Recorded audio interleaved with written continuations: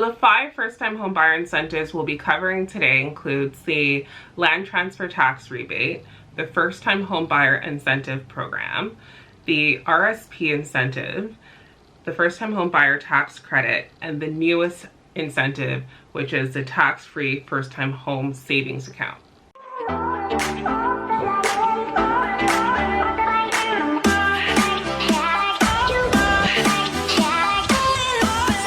My name is Tish Schoberg, and I'm a licensed real estate agent in Ontario, Canada, and I get calls, emails, texts from people just like you interested in knowing the home buying process, but first-time home buyer incentives, and so much more. So I'm super excited to do this video, and if that's you, you need more information, please feel free to reach out, call, text, email. I'd love to help. So land transfer tax is a provincial and municipal tax required when purchasing a home in Ontario, Canada.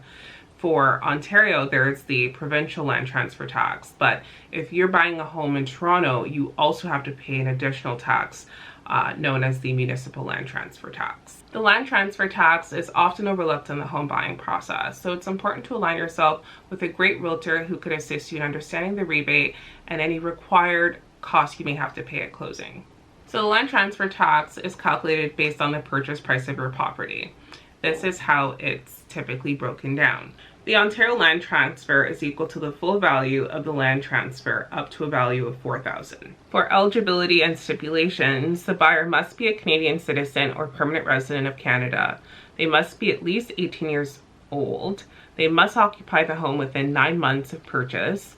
The buyer cannot have owned a home anywhere in the world before, and the buyer's spouse cannot have owned a home while being your spouse. The refund will cover the fully taxed amount on houses up to $368,000. For houses that are over $368,000, home buyers will receive the maximum $4,000 refund and will then have to pay the remaining balance. To obtain this refund, you'll need to apply within 18 months of the purchase of the home. The second first-time home buyer incentive is the first-time home buyer incentive plan. And some people are not too keen on this program just because it's a shared equity program with the Government of Canada. So it's kind of like giving the government a part of your equity in your home, and it's also kind of like a second mortgage. This program offers 5% or 10% for a first-time home buyer's purchase of a newly constructed home, 5% for a first-time buyer's purchase of a resale home, 5% for a first-time buyer's purchase of a new or resale mobile or manufactured home. They could also repay the incentive back before without any type of prepayment penalty. The third incentive is the first-time home buyer's tax credit. This allows home buyers to claim a non-refundable tax credit of up to $750. The value of the home buyer tax credit is calculated by multiplying $5,000 by the lowest personal income tax rate. There is proposed changes that would increase the amount used to calculate the HBTC to $10,000, which would provide a tax credit of up to $1,500 to eligible home buyers. Also, be sure to download my free list of all 5 first-time home buyer incentives, how you can apply, and all that great details in the description and in the first link in the comments. The fourth incentive is the RRSP incentive.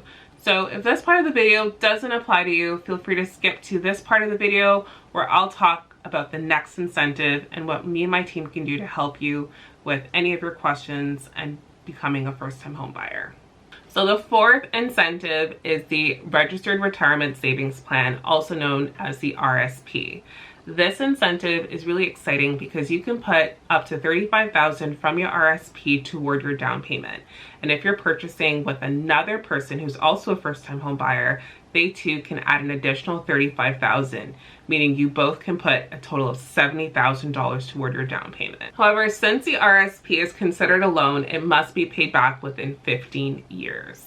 For eligibility information and stipulations for this incentive, you must print off a copy of Form T1036.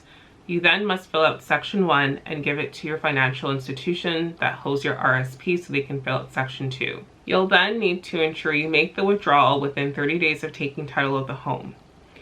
Finally, beginning 2 years from your purchase, you must make annual payments over 15 years to pay back the loan to your RRSP.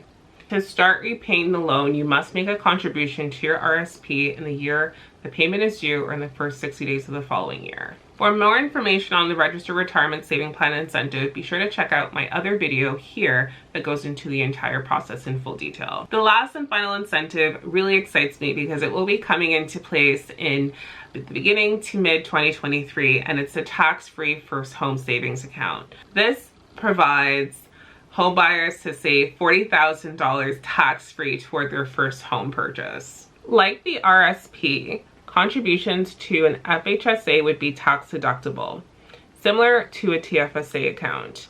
Income and gains inside of an FHSA as well as withdrawals would be tax-free. So what is the eligibility and stipulations? You must be an individual resident of Canada, must be at least 18 years of age, and of course must be a first-time home buyer. You can contribute up to $40,000 over your lifetime and up to $8,000 in any 1 year, including in 2023 when this comes into effect. So again, if you want more information on all these incentives, be sure to register below. I'll give you an instant email with the full details of all these incentives and how you can apply. And if you're thinking of moving and becoming a first-time home buyer, or just need some direction or a plan in place to assist you in saving and leveraging these incentives, be sure to reach out. I'd love to help. Also, be sure to subscribe, turn on post notifications, like, and share this video. Have a wonderful day. Thanks for watching.